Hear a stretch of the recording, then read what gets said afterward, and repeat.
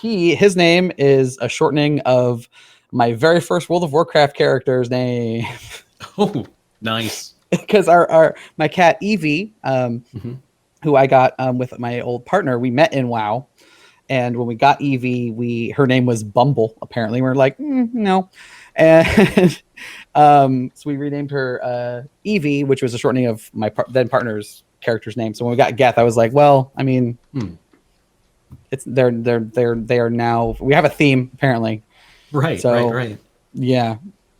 So I guess it's even dumber than that. No, that's good. I like it. It's very personal. Yeah, and he's a big old dumbus. What was Geth? Gotcha. My character is a Tauren warrior. Oh, okay. That I've had since literally launch day. Big beefy lad. When I owned, this is embarrassing, but I'm also kind of proud. When I owned World of Warcraft for 360 days, I had 120 days of playtime on that character. I played literally a third of the year. Don't have a college degree, and but yeah. Anyway, you played vanilla, right? Oh yeah. Speaking of people in college and playing World of Warcraft, our raid leader, I think he was on a Cambridge Commonwealth scholarship.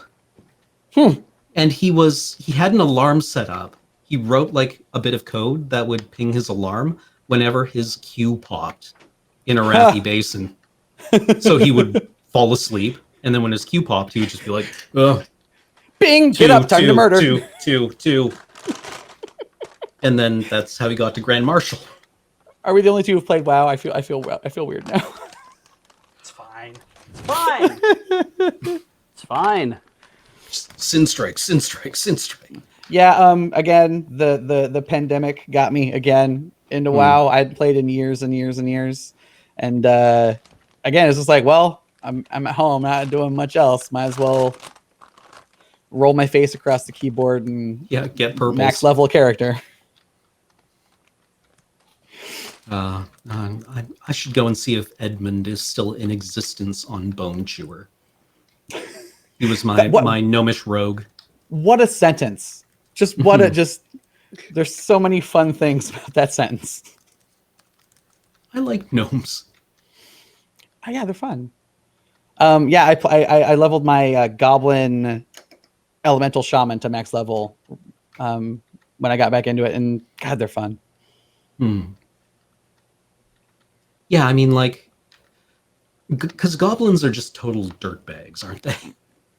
Like, very unapologetic about it. Oh, yeah. And it's kind of fun just to play from that perspective where you're like, let's convert the entire top foot of this planet into cash. Yep. Just mow it all down and just like pan through every little bit of it, shifting every piece of profit.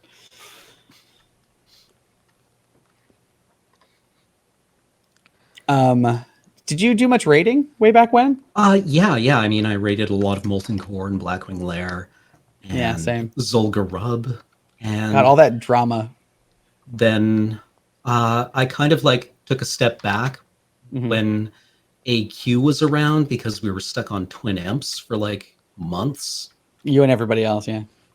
Because I remember one of the emperors you had to have like a warlock tank it. Because if it got hit with physical damage, it would like wipe the raid. One of the emperors, if it got hit by magic, it would wipe the raid. The other one, if it got hit by physical, it would wipe the raid. And so we took months trying to find somebody, one of our casters, just one, who understood that they couldn't just send in their Voidwalker to punch it. Like, no, you just hit it with Shadow Bolts. And they're like, I got it. Send in their Voidwalker. Taunt, punch, wipe, raid wiped. And it's like, I don't... Until finally we had to get our off-tank, who was a warrior, to unequip his weapons and go stand in front of it, spamming demoralizing shout. In old school WoW, which type of player was more obtuse, warlocks or hunters?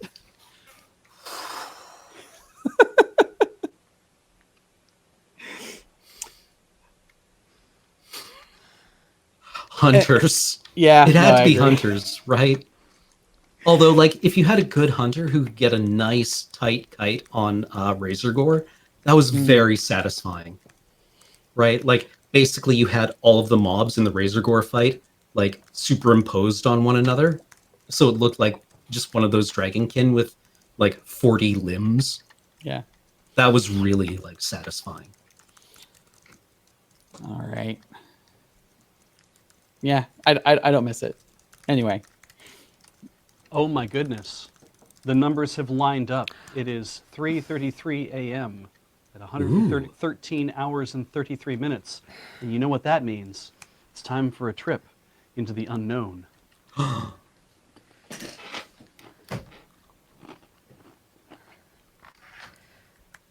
Does it? God, I hope so. I hope so too. This would be. I'm delighted to learn. Okay.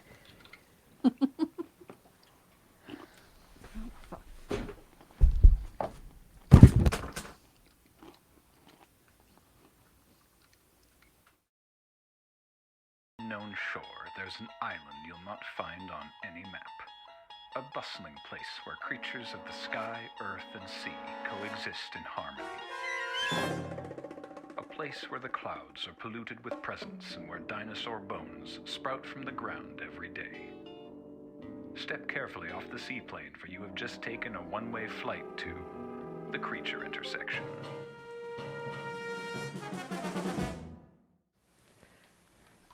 Okay, so here's the deal, fam. You have to give me more than 5 minutes notice that we are doing this and who is going. Okay. So that I can pick the dream island and costume myself appropriately. Okay? Can we do this? Yeah, that's fair.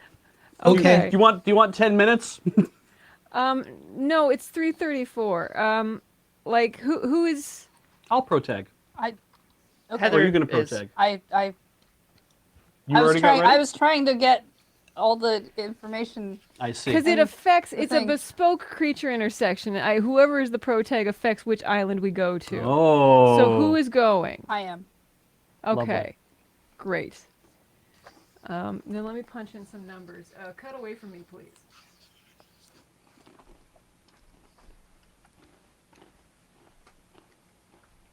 Okay.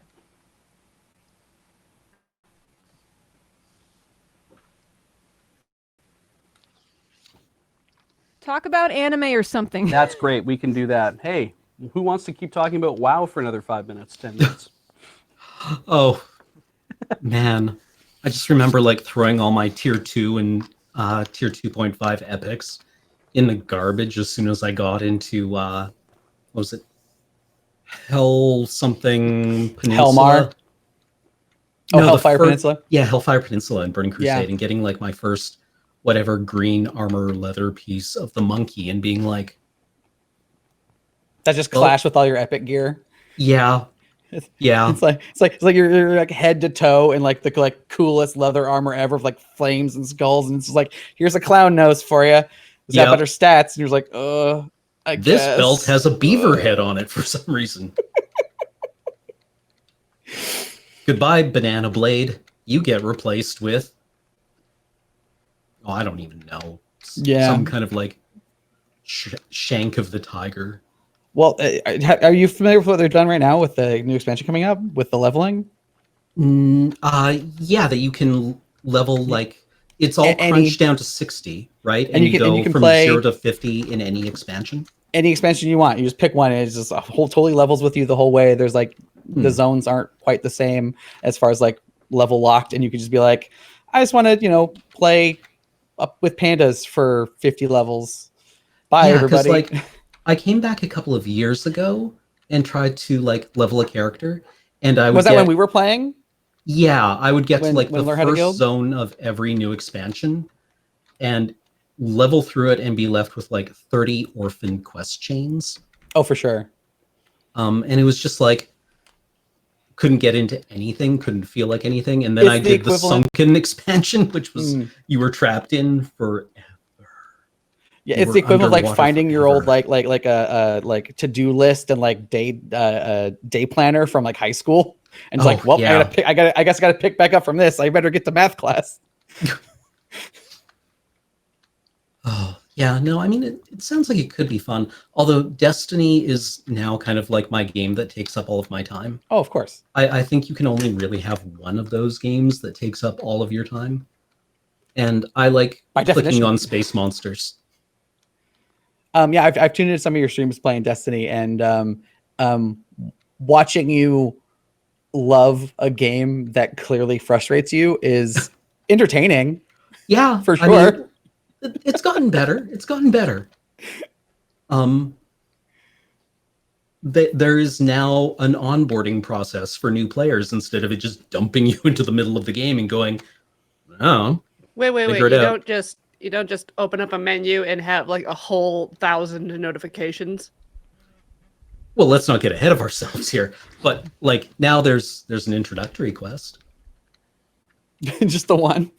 Yeah. Well, I mean, like it's there now. I tried playing through it and it's not bad. Yeah, weren't you playing what was it amounted to a pistol warlock for? Is that still your main character? Yeah. Although now there's a darkness subclass that I'm really enjoying because the darkness showed up and it gave us powers, and I had to lie to Zavala. Yeah, It's like you're not going to continue using the darkness now, and I was like, absolutely not.